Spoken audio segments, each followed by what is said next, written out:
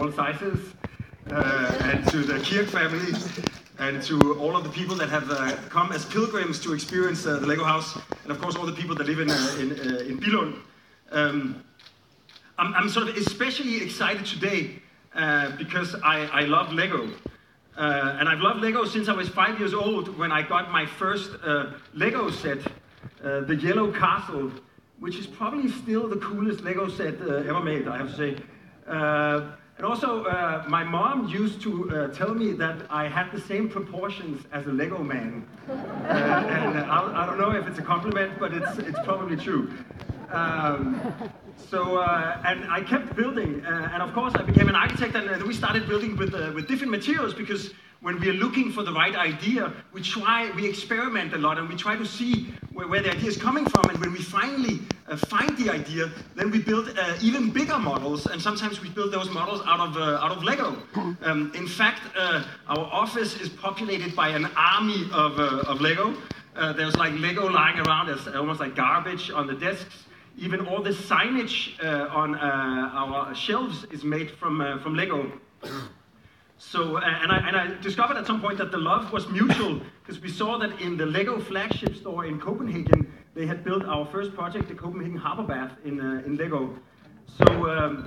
So when Kjell Kirk called us one day and said that he wanted us to come to Billund, take a look at the place where the town hall used to be, because he had an idea to create a Lego house, a home for the Lego brick.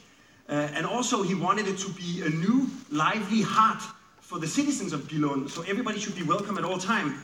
And also, together with the city of Billund, Lego had developed the idea to become the capital of children, that Billund should be the capital of children.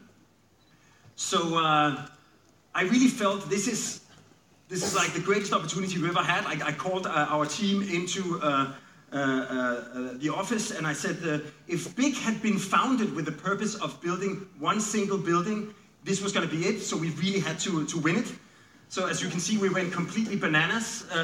We tried all kinds of things, but one thing that really inspired us was a saying that's called, it takes a village to raise a child. To bring up a child to become like a citizen of the world, it needs not only love and care from its parents, but from everybody else in society. So we thought, what if we actually take all of the activities of the Lego house, like the restaurant, the kitchen, the auditorium, the shop, and we frame a square.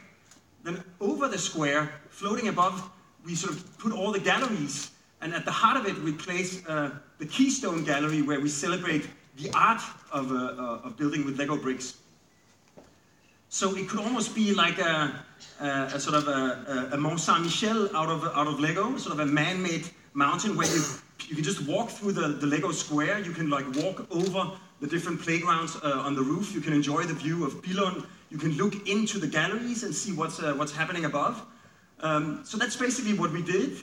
The square, the galleries, the Keystone Gallery suddenly got 8 skylights, so that you can actually sort of recognize what's going on here.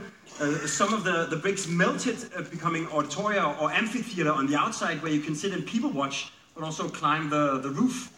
And then, of course, to prove that this was going to be easy, we made a Lego box that we gave to Kjell so he could try it himself. And he's obviously a very skilled Lego builder, so it worked. Then we built a slightly bigger one at the scale of minifigures, and it got a little bit more complicated to do it, but we could still do it. We even laid the foundation stones out of gigantic Lego bricks, a more heavy kind. And I think often you see that when architects make designs, and then when they finish the buildings, the final building looks nothing like their first designs. I don't think we have that problem. This is actually a photo.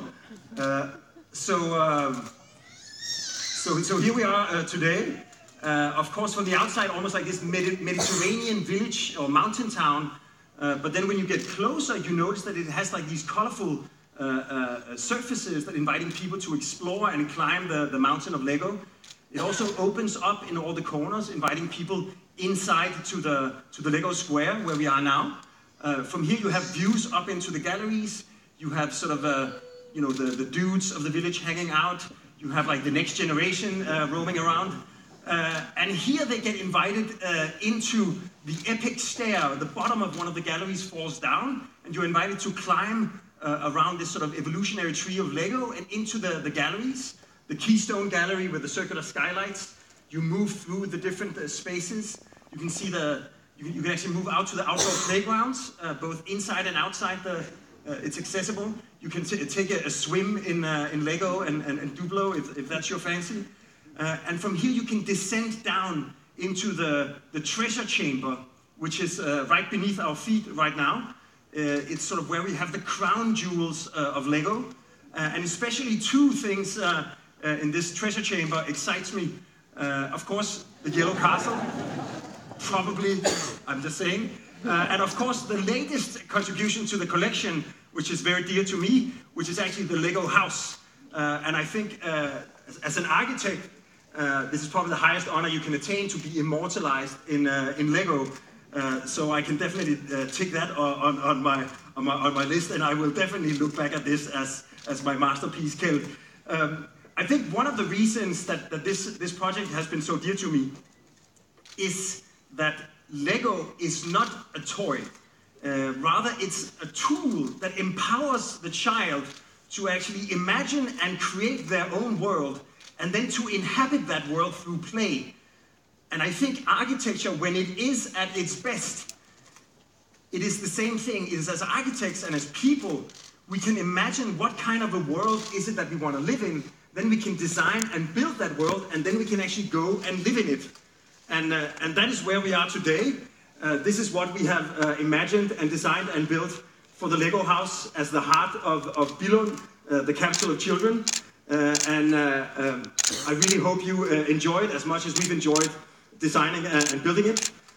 So congratulations to Billund, congratulations to Lego, and especially congratulations to Kjeld with your new house. Have fun with it. I have a feeling you will, and so will the rest of us. Thank you so much.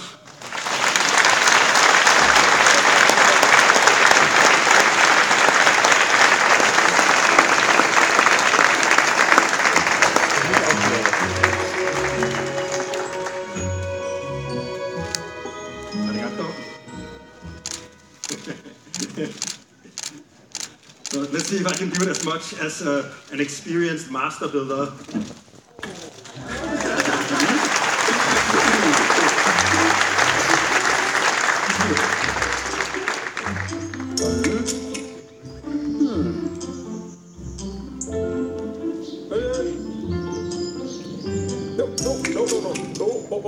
No.